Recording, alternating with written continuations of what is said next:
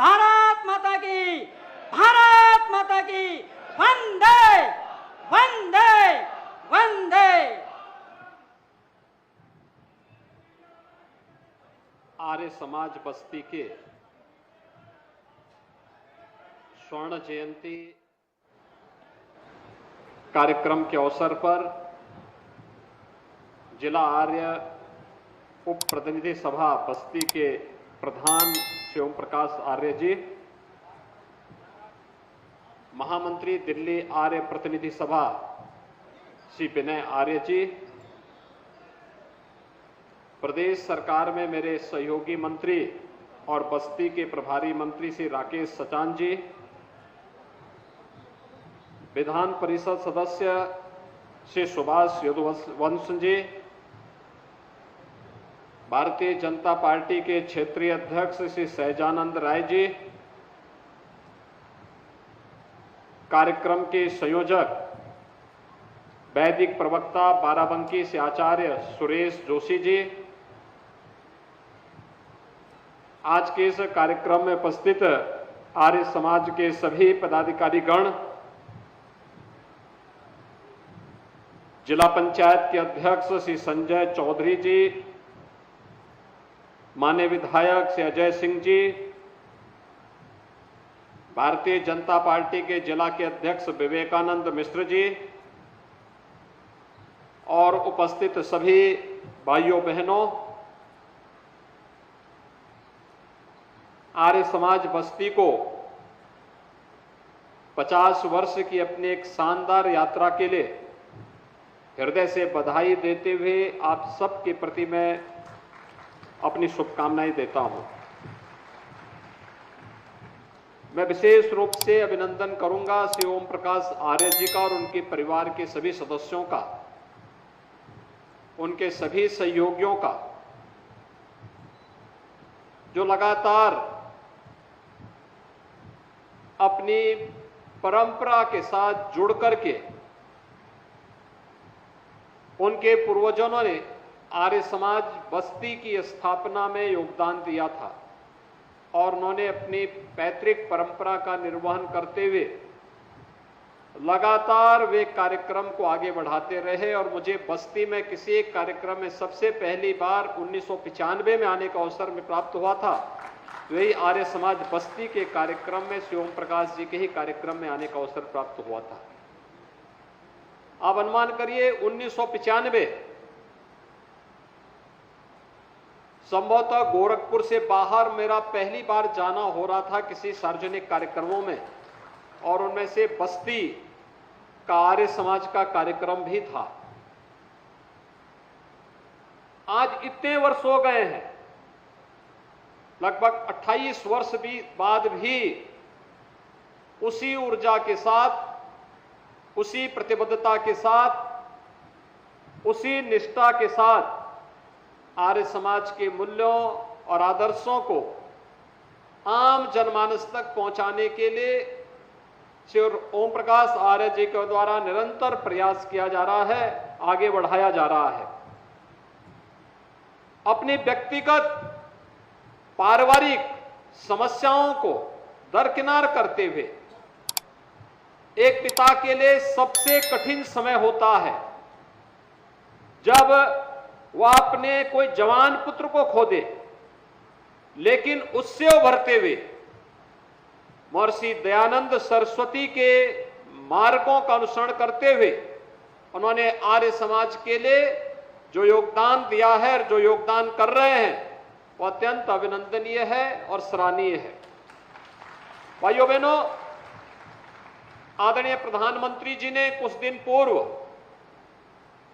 देश की राजधानी दिल्ली से महर्षि दयानंद सरस्वती जी के त्रिशताब्दी वर्ष के कार्यक्रम का शुभारंभ किया था और आर्य समाज के उस कार्यक्रम के माध्यम से देश और दुनिया में फैले हुए लाखों आर्य वीरों को जागृत करने का कार्य किया था।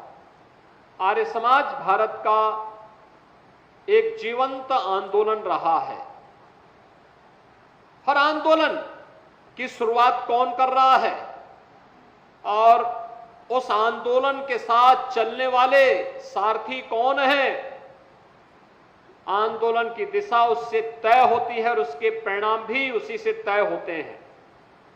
जब मैं आर्य समाज की बात करता हूं तो मुझे देश की आजादी के आंदोलन की याद भी आने लगती है। भारत के इतिहास का स्मरण होने लगता है। हम जब आर्य समाज की बात करते हैं, एक उस कालखंड में निर्भीकता के साथ कार्य करना कितना कठिन रहा होगा, जब ब्रिटिशर के द्वारा, अंग्रेजों के द्वारा भारत के अंदर तुष्टीकरण की नीतियों को थोपने का कार्य हो रहा होगा और तब आर्य समाज वैदिक धर्म की बात कर रहा हो, चारों वेदों की बात कर रहा हो, कितना कठिन रहा होगा। एक तरफ मुगल कालखंड में हुए धर्मांतरण के अनैतिक कार्यों को और ब्रिटिश कालखंड में भी धर्मांतरण के अनैतिक कार्यों को जवाब घर वापसी के कार्यक्रम के माध्यम से जब आर्य समाज दे रहा होगा, कितना कठिन रहा होगा। छुआछूत के खिलाफ एक अभियान चलाने का कितना कठोर निर्णय उस समय रहा होगा, जिसको समाज ने स्वीकार किया और देखते ही देखते भारत का एक बड़ा भूभाग, यहां तक कि आप चले जाइए कराची तक, वहां पर भी आर्य समाज का वही बोलबाला था जो आपको बस्ती में सुनाई देता है। भाइयों बहनों, शिक्षा के क्षेत्र में हमें शिक्षा को संस्कारों के साथ जोड़ना है और शिक्षा को आधुनिकता के साथ जोड़ना है। यह सोच भी महर्षि दयानंद सरस्वती जी की थी। याद करिए डीएवी की संस्थाओं को जो बाद में आर्य समाज ने आगे बढ़ाया था, कितना डीएवी की संस्थाएं एक समय देश की सबसे प्रतिष्ठित शिक्षण संस्थानों में माना जाता था और उसका कार्य का शुभारंभ ही होता था, जिसको आज हम मॉर्निंग असेंबली कहते हैं। वहां पर वैदिक प्रार्थना के साथ, हवन यज्ञ के साथ विद्यालय का शुरुआत होता था। एक आध्यात्मिक वातावरण विद्यालय के अंदर स्वतः स्फूर्त भाव के साथ आगे बढ़ता हुआ दिखाई देता था और यह वर्ष अत्यंत महत्वपूर्ण है।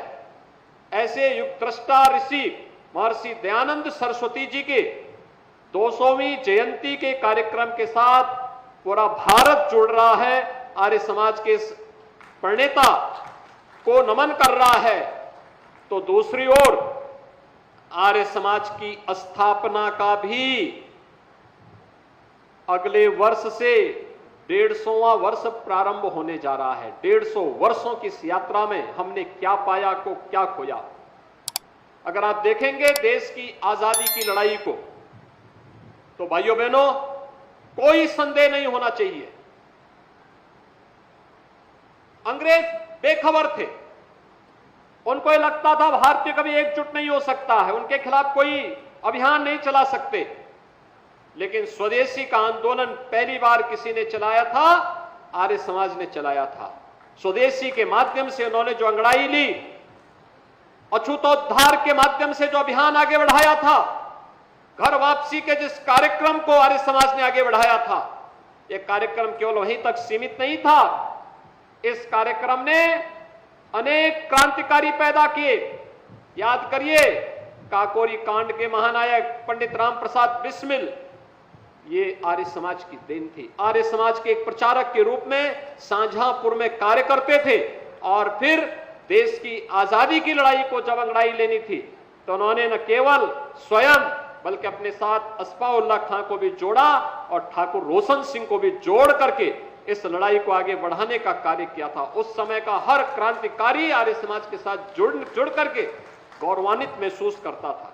और आज आर्य समाज जब एक ओर अपने संस्थापक की 200वीं जयंती द्विशताब्दी वर्ष के कार्यक्रम के साथ जुड़ रहा है, वहीं एक वर्ष के बाद आर्य समाज की स्थापना के 150 वर्ष भी पूरे होंगे, 150वां वर्ष भी प्रारंभ होगा।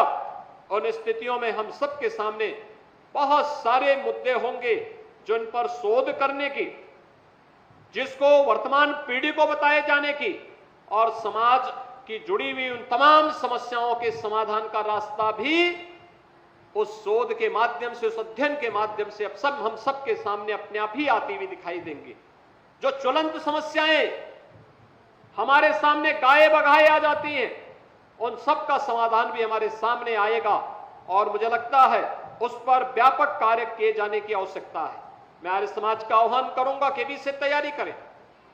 आर्य वीर दल तो अपने कार्यक्रम को आगे बढ़ाएगा ही, लेकिन साथ साथ इन बातों को लेकर के कि महर्षि दयानंद सरस्वती ने उस कालखंड में जो बातें कही थी, घर वापसी का जो अभियान प्रारंभ किया था आर्य समाज ने, अछूतोद्धार के लिए जो कार्यक्रम आगे बढ़ाया था, वैदिक धर्म की पुनर्स्थापना के लिए जो व्यापक अभियान चलाया था, और आधुनिक लेकिन संस्कार युक्त शिक्षा के लिए जो उनका अभिनव प्रयास था, जिसने भारत को एक सुदृढ़ नींव दी, स्वतंत्र भारत को एक सुदृढ़ नींव दी थी, उस अभियान को हम आगे बढ़ा सकेंगे। इस विश्वास के साथ मैं ओम प्रकाश जी को और उनकी पूरी टीम को आर्य समाज बस्ती के स्वर्ण जयंती कार्यक्रम के अवसर पर हृदय से बधाई देता हूं।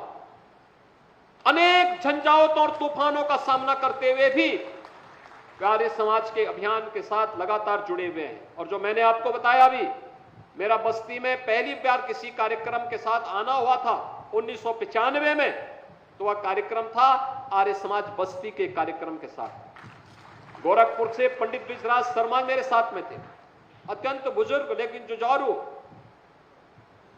आर्य समाजी थे और लगातार कार्यक्रमों के साथ जुड़े रहते थे। याद करिए, जब पंडित रामप्रसाद बिस्मिल को गोरखपुर जेल में फांसी की सजा अंग्रेजों ने दी थी, तो उस समय उनके अस्थि कलश को सुरक्षित रखवाने का कार्य किसी ने किया था, गोरखपुर में पंडित द्विजराज शर्मा ने किया था। और पंडित द्विजराज शर्मा उस समय मेरे साथ यहां पर आए थे बस्ती के कार्यक्रम के साथ, और उस समय भी मैं देखता था कि आर्य समाज के मूल्यों के लिए, आदर्शों के लिए महर्षि दयानंद सरस्वती के बताए हुए रास्ते का अनुसरण करते हुए लगातार उस पथ से अविचल हो अड़िग रहते हुए निरंतर आगे बढ़ने के लिए जो एक जज्बा उस समय उनके साथ मैंने देखा था, वह आज भी हम सबको देखने को मिलता है। स्वर्ण जयंती के अवसर पर मैं उनका हृदय से अभिनंदन करता हूं। आर्य समाज से जुड़े हुए सभी स्वयंसेवकों को, सभी कार्यकर्ताओं को, सभी पदाधिकारियों को मैं इस अवसर पर बधाई देता हूं और विश्वास व्यक्त करता हूं कि 200 वर्षों की महर्षि दयानंद सरस्वती की जन्म शताब्दी, द्विशताब्दी के इस कार्यक्रम को हम जहां भव्यता के साथ उन मूल्यों और आदर्शों की स्थापना के लिए आगे बढ़ाएं, वहीं आर्य समाज की स्थापना के भी जो अगले वर्ष से तिथि प्रारंभ होगी, इन सभी कार्यक्रमों को पूरी मजबूती के साथ आगे बढ़ाने के लिए हम सबको मिलकर के कार्य करना होगा। मैं इस संबंध में राज्य शासन की ओर से आप सबको सभी रचनात्मक कार्यक्रमों में भरपूर सहयोग का आश्वासन देते हुए आप सबको बधाई देता हूं, शुभकामनाएं देता हूं। धन्यवाद। जय हिंद। बहुत धन्यवाद।